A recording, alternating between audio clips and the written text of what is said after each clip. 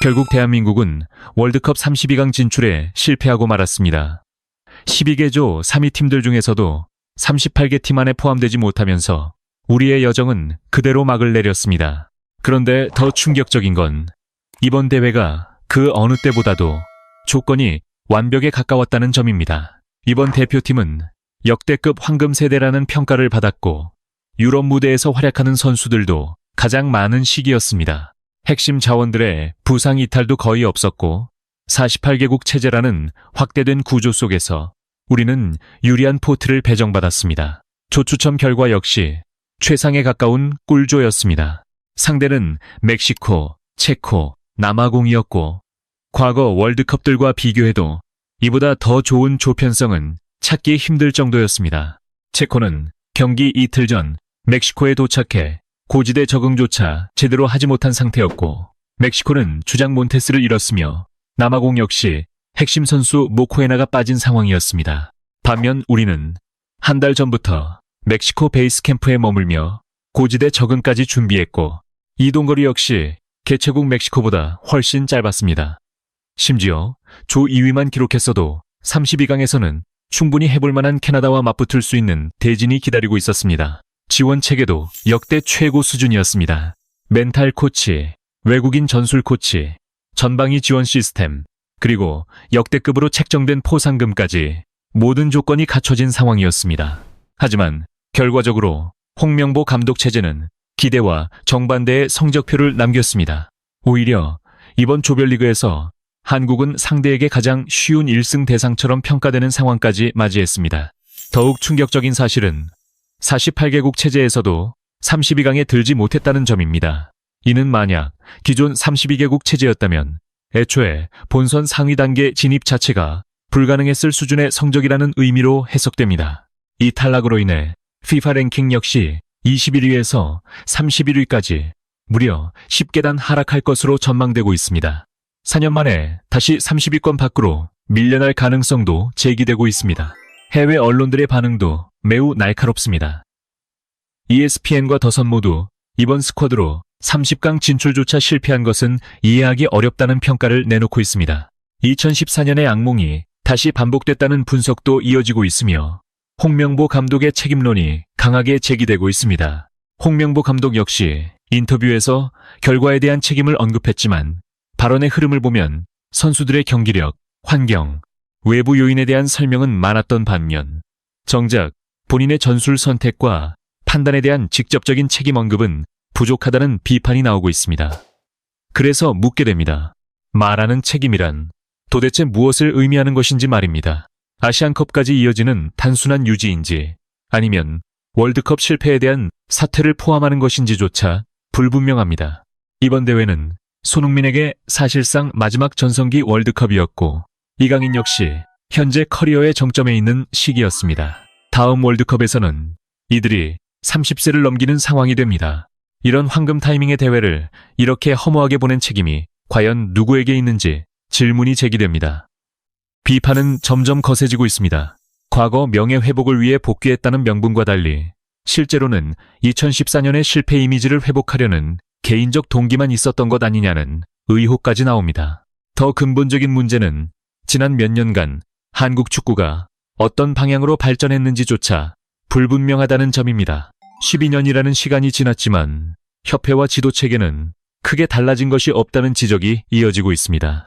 이번 탈락은 단순한 실패가 아니라 한국 축구 위기의 시작일 수도 있다는 분석까지 나오고 있습니다. 이미 경고 신호는 여러 차례 있었습니다. 지난 아시안컵에서는 벤투 감독 이후 클린스만 체제가 출범했지만 결국 4강에서 요르단에게 패하며 탈락했습니다. 클린스만은 부임 전부터 전술, 태도, 업무 방식 모두에서 유럽에서도 의문부호가 붙던 감독이었지만 협회는 이를 강행했습니다. 결과적으로 아시안컵 이후 책임은 선수단에게 전가되는 흐름이 나타났고 손흥민과 이강인 사이의 갈등 역시 조직적으로 해결되기보다는 외부적으로 소비되었습니다. 이후 새롭게 부임한 홍명보 감독 역시 선임 과정에서부터 논란이 있었고 팬들의 신뢰는 충분히 회복되지 못한 상태였습니다. 그럼에도 협회는 이를 밀어붙였고 결국 관중 감소와 팬 이탈로 이어졌습니다. 평가전에서도 이미 관중석은 텅 비어 있었지만 내부에서는 월드컵 성적만 내면 여론이 돌아설 것이라는 기대가 있었던 것으로 보입니다. 하지만 결과는 정반대였습니다. 기대했던 32강 진출조차 실패했고 더 큰 문제는 전술적 구조의 붕괴였습니다. 대회 직전 갑작스럽게 3백 전술로 전환했지만 안정성은 확보되지 못했습니다. 조별리그 3경기에서 모두 실점했고 결과적으로 승리 없이 대회를 마감하는 흐름으로 이어졌습니다. 윙백 활용은 효과적이지 못했고 중원은 계속 고립됐습니다. 빌드업 문제 역시 해결되지 않았고 평가전에서 드러났던 약점은 본선에서도 그대로 반복되었습니다. 공격 전개는 조직적인 패턴 없이 선수 개인 능력에 의존하는 형태로 흘렀습니다. 손흥민에게 해결을 맡기고 이강인에게 창의성을 기대하는 구조가 반복됐습니다. 특히 이강인이 막히면 전체 공격이 멈추는 의존 구조가 드러났습니다. 결국 팀 전체의 유기적인 움직임이나 전술적 약속은 거의 보이지 않았고 경기력은 개인 역량에 지나치게 의존하는 형태로 끝나고 말았습니다. Stopped thinking though. 충격적인 건 최근 공개된 다큐멘터리에서 그 원인을 어느 정도 확인할 수 있다는 점입니다. 혼면모 감독은 선수들에게 전술을 설명하며 이렇게 지시합니다. 양쪽 측면에 있는 선수들은 아래로 내려와서 볼을 받지 말고 각자 자신의 위치에서 참고 기다리라는 것이었습니다. 이 한마디가 의미하는 바는 명확합니다. 윙백들이 아래로 내려와 빌드업에 가담하지 않는 구조, 그것이 의도된 전술이었다는 겁니다. 하지만 문제는 바로 여기서 시작됩니다. 윙백이 내려오지 않으면 볼 순환 자체가 막힙니다. 현대 축구는 끊임없는 움직임 속에서 공간을 만들고 상대를 끌어내며 침투를 통해 균열을 만드는 구조입니다. 그런데 오히려 움직임을 제한하면 팀 전체는 정적으로 굳어버릴 수밖에 없습니다. 그래서 결국 감독의 선택이 모든 흐름을 결정짓는다는 평가가 나오는 겁니다. 좋은 선수들이 있어도 방향성이 없으면 팀은 살아나지 못합니다. 오히려 움직임을 제한하면 제한할수록 공격은 더 단조롭고 느려집니다. 그래서 일각에서는 이런 말까지 나옵니다.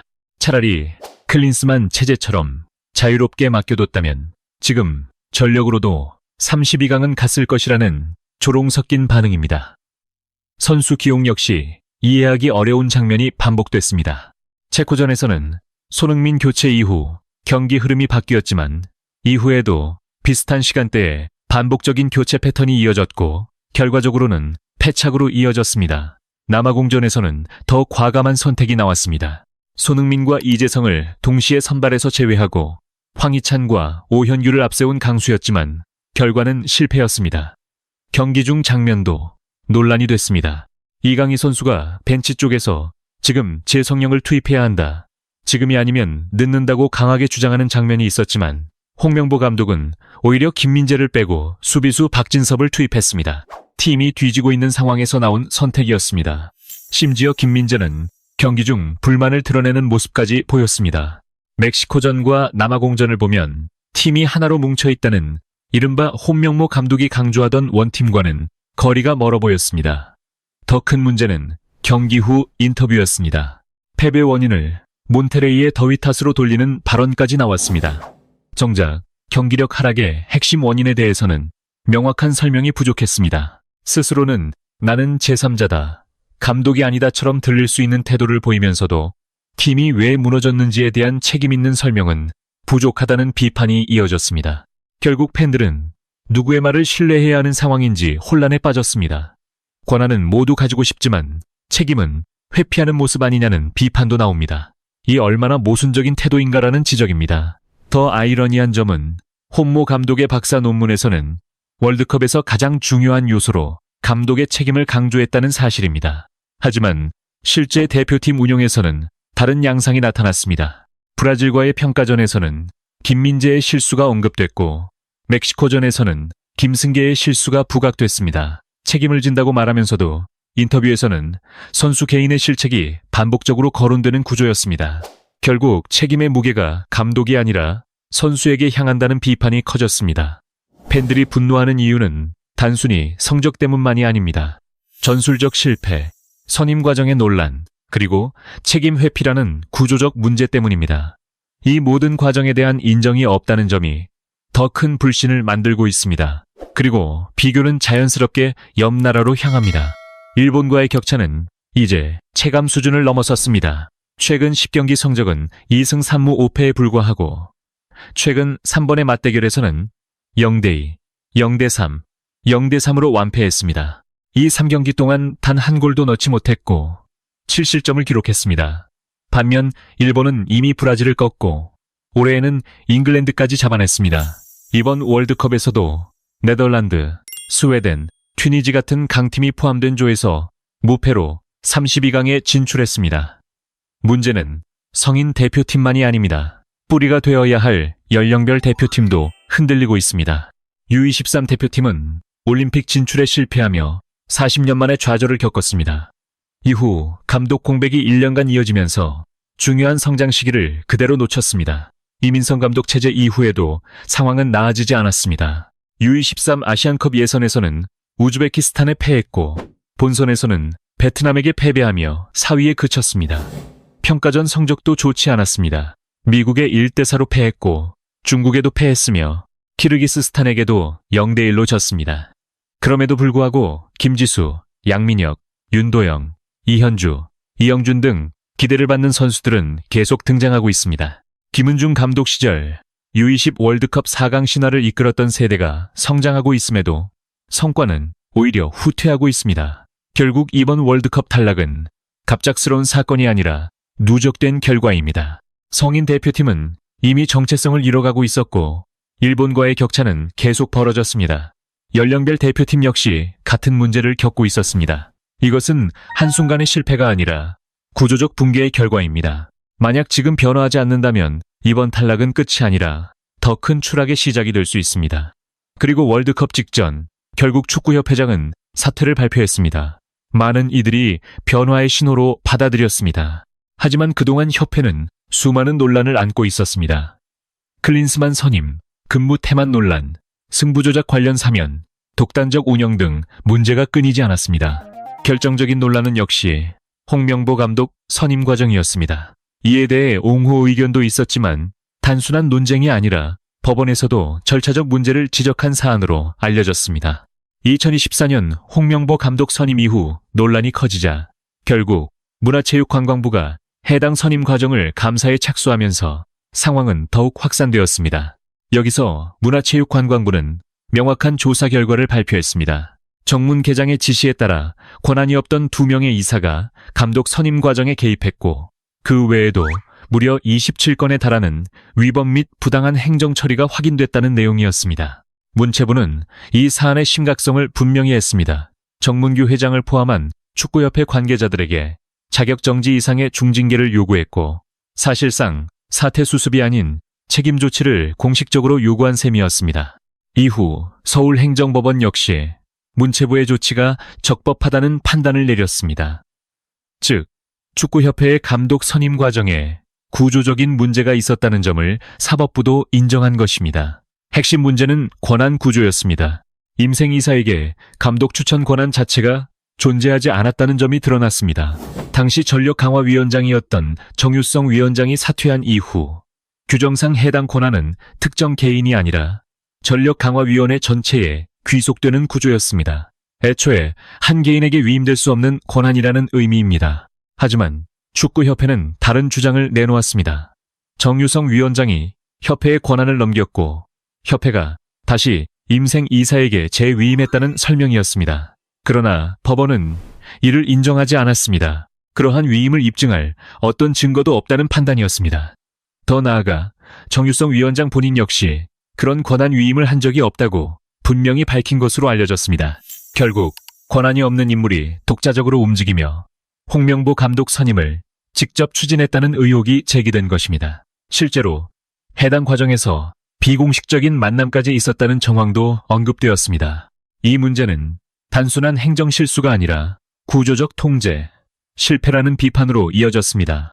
정치권에서도 축구협회 개혁 필요성을 지속적으로 언급하고 있습니다. 정부가 발표한 100대 국정과제에도 축구협회 개혁 과제가 포함되어 있는 것으로 알려졌습니다. 이는 단순한 스포츠 문제가 아니라 공공개혁 과제로 다뤄지고 있다는 의미입니다. 결국 이러한 법적 리스크와 정부의 지속적인 압박이 겹치면서 정문규 회장은 사퇴를 결정하게 된 것으로 해석됩니다. 하지만 팬들의 시선은 냉정합니다. 회장이 바뀐다고 해서 축구협회 전체가 달라질 것인가에 대한 회의감이 매우 큽니다. 왜냐하면 회장은 결과일 뿐 그를 선출하는 구조는 그대로 남아있기 때문입니다. 진짜 문제는 바로 그 구조입니다.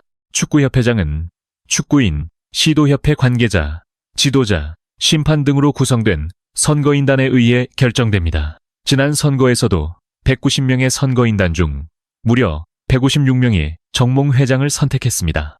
이미 수많은 논란이 있었음에도 같은 선택이 반복된 것입니다. 그렇다면 대안은 있었는가에 대한 질문도 남습니다. 하지만 당시 다른 후보들 역시 근본적인 개혁을 이끌 인물로 보기 어렵다는 평가가 존재했습니다. 결국 구조 자체가 변화를 가로막고 있다는 지적이 이어집니다. 현재 상황도 크게 다르지 않습니다. 누가 후보로 나오더라도 결국 비슷한 결과가 반복될 것이라는 냉소가 퍼지고 있습니다. 과연 이 고착화된 구조 속에서 진정한 개혁을 외칠 인물이 등장할 수 있느냐는 의문이 제기됩니다. 지도자 협회 내부 반응도 크게 다르지 않았습니다. 사퇴 발표 이후에도 아쉽다, 유감스럽다는 수준의 반응이 이어졌을 뿐 근본적인 변화 요구는 부족했다는 평가가 있습니다. 특히 외국인 감독에 대한 인식 논란도 계속되고 있습니다. 임생 이사는 외국인 감독을 선임하면 선수들이 적응하기 어렵다는 논리를 언급했는데 이는 시대에 뒤떨어진 주장이라는 비판을 받았습니다. 이미 벤투 감독 체제에서 한국 대표팀은 월드컵 16강이라는 성과를 달성한 바 있습니다. 선수들 역시 벤투 사단의 체계적인 훈련 방식과 전문 코칭 시스템에 대해 지속적으로 긍정적인 평가를 해왔습니다. 그럼에도 불구하고 여전히 외국인 감독에 대한 불신이 존재한다는 점은 내부 이해관계 때문이라는 해석도 나옵니다. 일부에서는 이러한 구조가 특정 집단의 영향력 유지를 위한 것이라는 의혹까지 제기되고 있습니다. 외국인 감독 선임 문제는 20년 넘게 반복되어 온 논쟁입니다. 결국 협회가 원하는 방식으로 통제 가능한 인물을 선호하는 구조 아니냐는 비판도 이어집니다. 이런 가운데 거스포듐 감독 사례는 대비점으로 자주 언급됩니다. 그는 K리그 전북을 맡은 지 1년 만에 리그 우승을 이끌며 능력을 증명한 바 있습니다. 반면 홍명보 감독이 등장하는 다큐멘터리에서는 경기 전 미팅 장면이 논란이 되었습니다. 선수들에게 그라운드에서 싸워라, 계속 싸워라 라는 식의 추상적인 메시지가 반복되는 모습이 비판 대상이 되었습니다. 전술적 설명보다는 감정적 동원에 가까웠다는 지적입니다. 결국 감독 선임 과정, 선임 기준, 그리고 현재 결과까지 모두 실패로 귀결되고 있다는 평가가 이어집니다. 이제 필요한 것은 단순한 감독 교체가 아니라 시스템 자체의 변화라는 목소리가 커지고 있습니다. 선임 방식, 평가 기준, 의사결정 구조 전체가 바뀌지 않는다면 같은 문제가 반복될 수밖에 없다는 것입니다. 가장 안타까운 점은 선수들의 태도 변화입니다. 멕시코전과 남아공전 이후 일부 선수들은 이미 체념한 듯한 모습을 보였고 패배조차 예정된 결과처럼 받아들이는 분위기가 감지됐다는 평가도 있습니다. 팬들의 무력감은 이미 몇 년째 누적되어 왔습니다. 계속된 항의에도 변화는 없었고 결국 예견된 결과를 다시 맞이했다는 인식이 확산되고 있습니다. 문제는 책임 소재입니다. 누구도 먼저 책임을 지지 않는 구조 속에서 팬들만 고통을 떠안고 있다는 비판이 이어집니다. 2014년 이후에도 상황은 크게 달라지지 않았습니다. 박지성, 이영표, 박주영 등 여러 축구 레전드들이 꾸준히 문제를 제기했지만 구조는 그대로였습니다. 이대로라면 몇 년 뒤 우리는 또 같은 이야기를 반복하게 될 것이라는 우려가 나옵니다. 같은 실패, 같은 분석, 같은 분노가 반복될 가능성이 크다는 것입니다.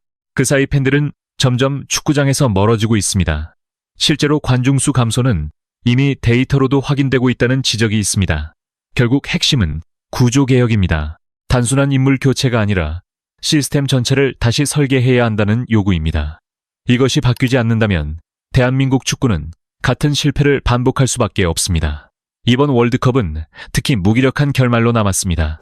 무엇을 바꿀 힘조차 느껴지지 않는 상황이라는 평가도 나옵니다. 이제 여러분의 생각이 중요합니다. 이 구조를 어떻게 봐야 할지, 무엇이 바뀌어야 할지 의견이 필요합니다. 구독과 좋아요, 그리고 의견 남겨주시기 바랍니다.